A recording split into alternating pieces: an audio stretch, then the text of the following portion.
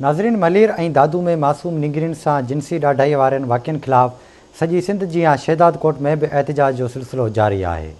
तफ़सील ॿुधाइण लाइ वीडियो लिंक ते मौजूद है शाहिद अहमान जी। शाहिद, सिंध में थींदड़ मासूम ॿारनि सां ज़्यादती वारनि वाक़िअनि ऐं ताज़ो दादू में थियल 68 सालनि जी अफ़सा शाहानी सां थियल दर्दनाक वाक़े ख़िलाफ़ सिंध तरक़ी पसंद पार्टी जी नारी तहरीक पारां एहतजाजी रैली कढी शहर के मुख़्तलिफ़ रस्तनि जो गश्त करण बाद इन कोटूमोड चौक ते एहतजाजी मुज़ाहिरो कयो आहे। उन में शरीक जेके औरतूं आहिनि उन्हनि सां ॻाल्हि ॿोल कंदासीं त उन्हनि जो छा मुतालबो आहे। 2 ॾींहं पहिरियां अफ़सा शाहानी खे जेको आहे सो हिकु वेशी शख़्स ज़्यादती जो टारगेट बणाए वियो ऐं उन खां अलावा मलीर में जेकी बुशरा राजपुर खे जेको आहे सो हिकु निशानो बणाए वियो ऐं उन खां अलावा मोनिका खे जेको आहे सो क़तल कयो वियो।